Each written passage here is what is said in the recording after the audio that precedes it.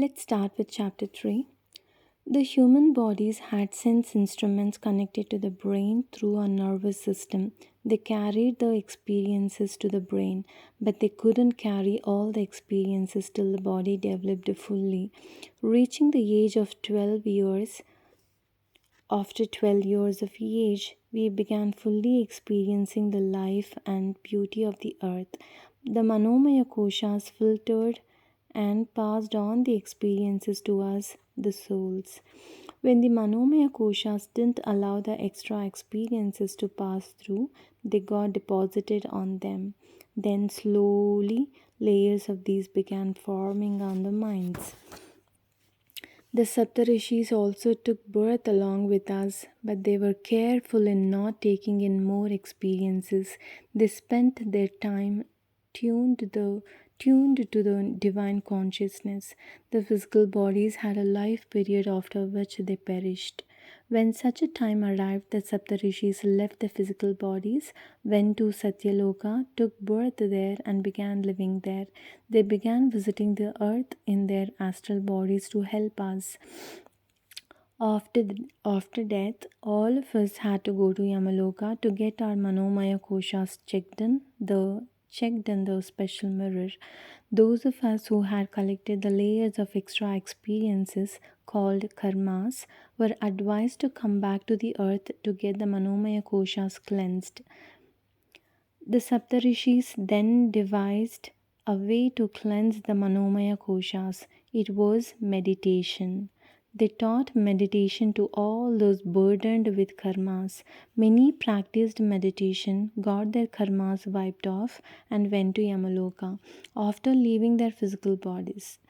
They returned the silver cords, got the numbers on their Manomaya Koshas erased, and under guidance of the Sapta Rishis journeyed back to Parabrahmaloka.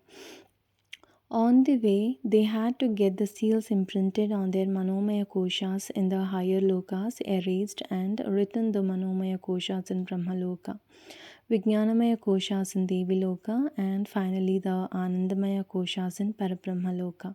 The Pranamaya Koshas went back to the sun at the time of death. When they entered the Parabrahmaloka, they got back their freedom, they attained mukti.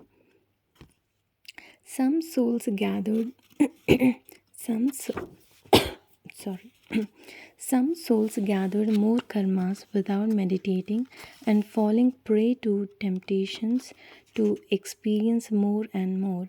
After death, they came back to the earth to clear karmas but collected more karmas. This went on, and after 5 births here, they lost contact with the Saptarishis when the layers of karmas became very thick. Then the Saptarishis began to contact these souls through others who could still see and communicate with them. This work went on increasing, and then the Saptarishis chose 1,44,000 workers from the volunteers to work as their agents.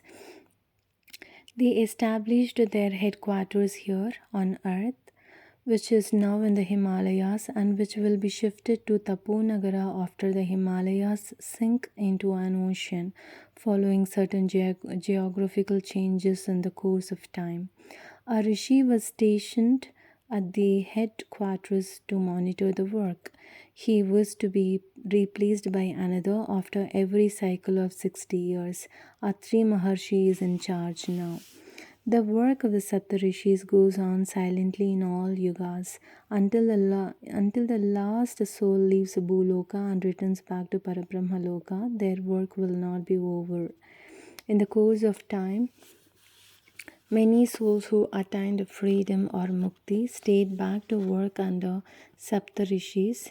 The Saptarishis trained all such people who became rishis. Some of them take birth here to guide us, especially during the times of Pralaya. The Saptarishis and other rishis who worked under them brought down all types of knowledge to the human plane to give us material comforts and facilities, and also to pursue sadhana to clear our karmas and go back. All the knowledge, the known and the unknown, was created by Lord Vishnu. Lord Brahma receives the knowledge periodically and he disseminates it through the rishis. The rishis receive the knowledge in their deep meditations as light in a flash. They convert this into thoughts and words and pass them on to the mankind at appropriate times.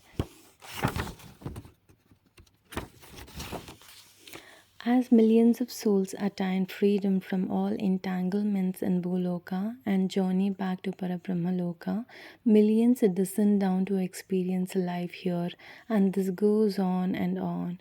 In spite of all the entrapments, life here is beautiful and divine. We have to experience the beauty and live the divinity and go back to our home sooner or later. That is end of the chapter 3.